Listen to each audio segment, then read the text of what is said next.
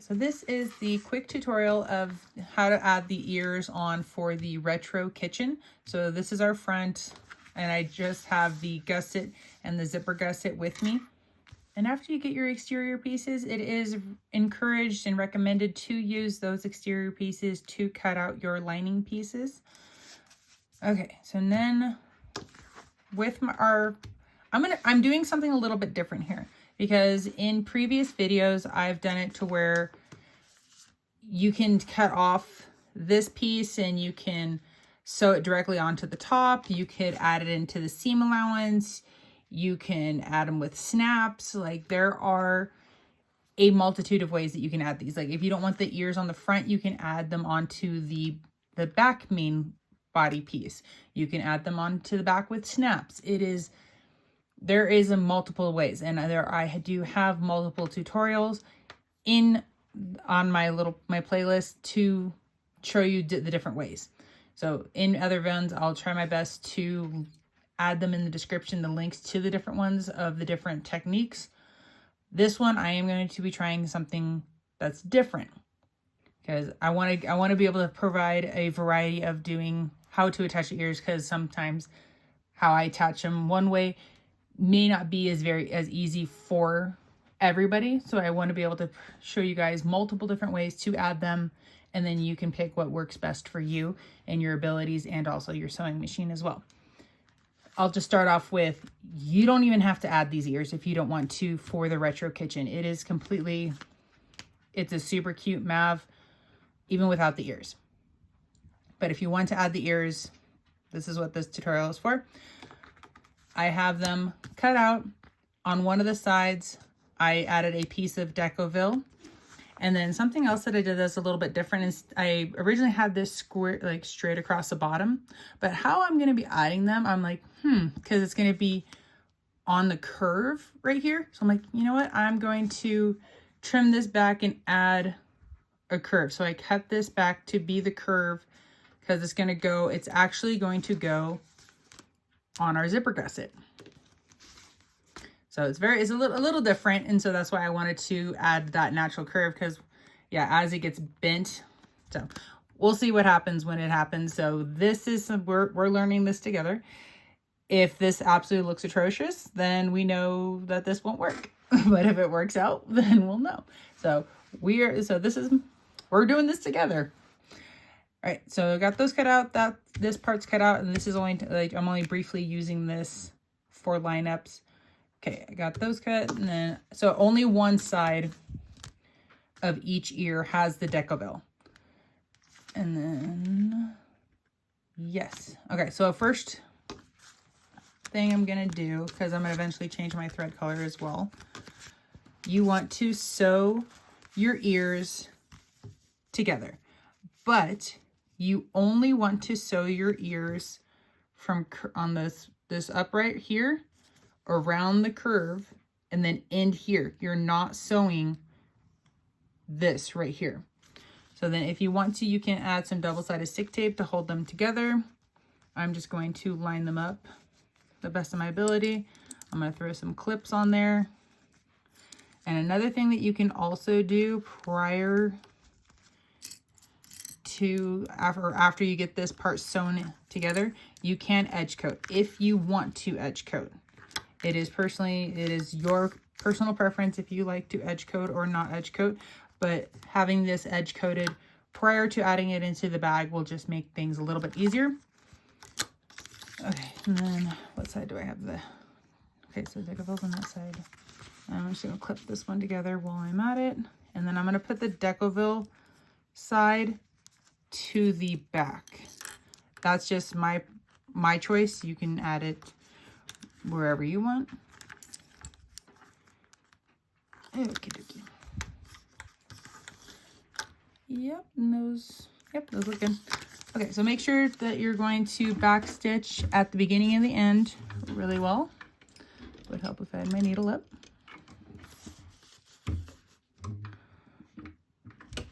And then you're sewing around this at 1/8 of an inch.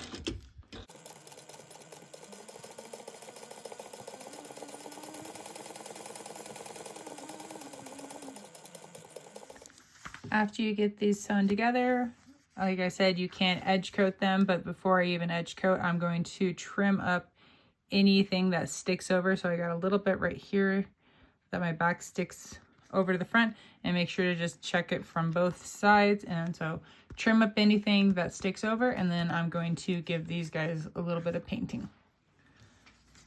Okay, so a couple things that you're going to need to do to prep to be able to be ready to sew this is you're going to need to sew on your zipper tape onto your zipper gusset, and then also add on your lining, top stitch them, and then also get your gusset on there. So essentially you're sewing your gusset together, and then I'll come back and then we'll work on getting the placement lined up, because we're going to be adding them into the zipper gusset. So we need to line everything up. So I'm going to get that sewn together, and then we will start adding the ears. Okay, so I have my gusset sewn together, and then I added Decoville light onto my front and back exteriors, and I do not have anything in the gusset parts here. So one thing we need to do is find our center. So I'm gonna grab some clips, hold the material in place. So you can either mark it or add a snip. So I'm gonna go ahead and just do the tops and the bottoms, even though we're not using the bottoms yet, but you'll use the bottom later when you go to sew everything together. And then I'm going to mark on the zipper side, because that's the side that we're really going to be working from. So marking there. And then I'm also going to transfer it over here as well, because it's going to be the really important one to help us when we go to add our ears. Okay, and then go ahead and then mark your center of your front. Okay, now that we have the center of our main front, what I want to do is I'm eyeballing or lining up where I want the ears to be. So they're in this curve, because I'm going to measure from the center over to where these edges are. So center there. So it looks like it's 1 1/8. And then to this side's a little bit more, or I need to bring it in. Yeah. Okay, I'm just gonna split. I'm just gonna go with 1 1/4 inches over. So with this being flat, and then so our seam allowance is done on this side. So I want to also factor in roughly seam allowance on this side, so I can find the center. So I'm going about a little bit more than 1/4 inch, just in case I go a little on the big side of when I do my binding. So make sure if the marking pin that you're using is something that can wipe away. All right, so we got our center there. And so how much space do we have roughly in here? Okay, so we have about 2 inches. Okay, so 1 inch. I'm gonna go to a bigger one. So 1 inch up. You're in my way. There we go. We're going 1 inch up and 1 1/4 inches over from center. And I'm going to make my little dot there. And then I'm going to, how long is this? So this thing is 1, 2, 3 1/4. Okay, so from that line, I'm going to draw 3 1/4, 1 inch up. Okay, so there's that direction. And then from this side, 1 1/4 inches, or inch up, 1 1/4 inches over. So make my starting mark there. And then 3 1/4 long and 1 inch up.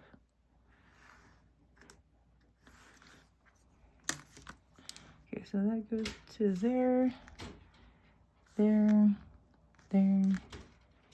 Okay, so let's just verify length. Okay, that looks good there. And that looks good there. Okay, cool. So now here's the scary thing that we're going to do. we are going to, if I can find mine, there it is. We are going to cut that line that we just drew. So make sure, so I have this side basted together, but I have this side open. So make sure when you're poking through, you're not going to go through your, you don't want to cut through your lining, and just make sure you're not accidentally cutting yourself either. So I'm just going to make a little start. Okay, there's that one to start, and then I'll come in and then finish it with my scissors. So there's that one. So not having a stabilizer in there makes this part a lot easier, because if I had to stab through this, and if I was, depending on if I was using Decaville Light or Decaville Heavy or regular Decaville, that would be pretty darn difficult depending on what I was using.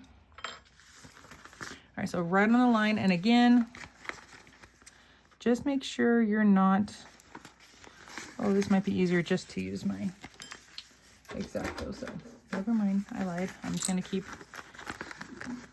using this. So just be really careful as you're cutting, not to cut yourself, and just cut the length of your line. Okay, now that you got your slits, what we're gonna wanna do is work on bending this material over.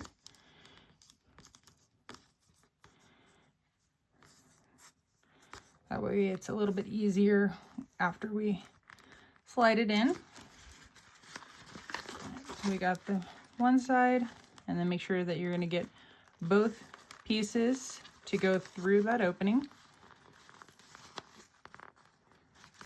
There we go.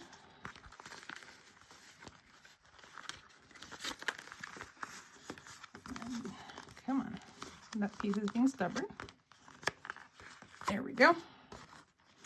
And then, oh, I guess I could have done this first.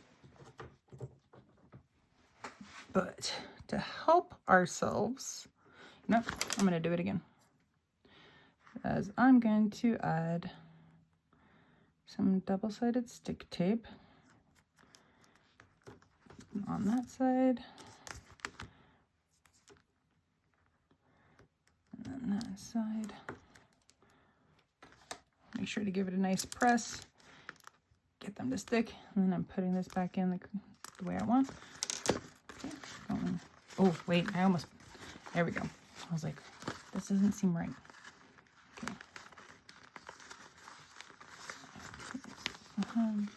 Both sides look in.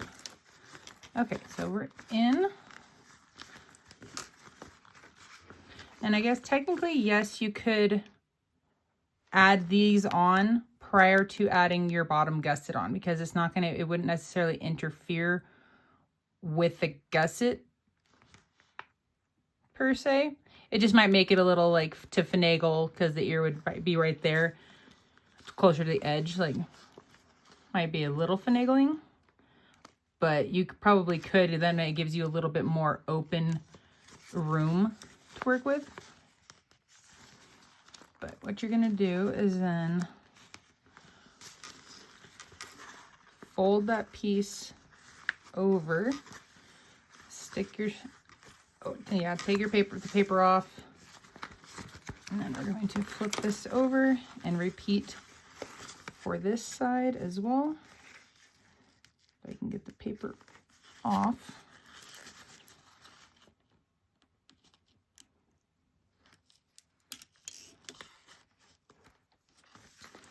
Yeah, once you get your paper off, then you're going to open that up and then press it to that side as well.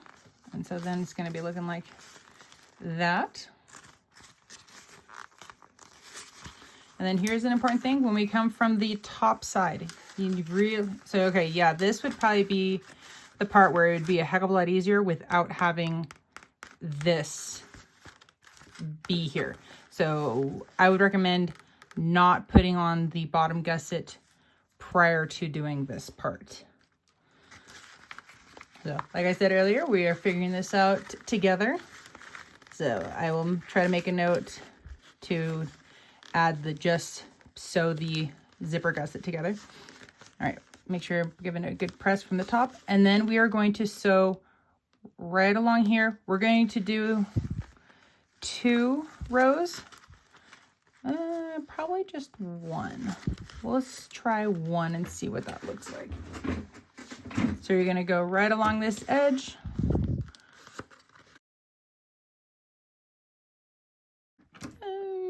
Yeah, maybe just a little bit past where our opening starts. And then back stitch. And then just make sure you have your lining pulled out of the way. You don't want to sew over your lining. After you get this one side, you're going to flip it around and do the other side. And again, just make sure that you have the lining pulled out of the way so you don't accidentally sew over it. Okay, once you get the one side done, something else I did to help with, and we go to put it all together, and for the curves, I added snips through here, so that way it would help with the bend. I'm going to be honest, I'm not entirely positive how well this is going to stand up. So yeah, it might be because of being that it's going to be on a curve, or that this is too wide for where the placement is. I'm not sure how this is going to turn out. So we're going to figure this out together. But what I did for this one ear, you're going to repeat for this side.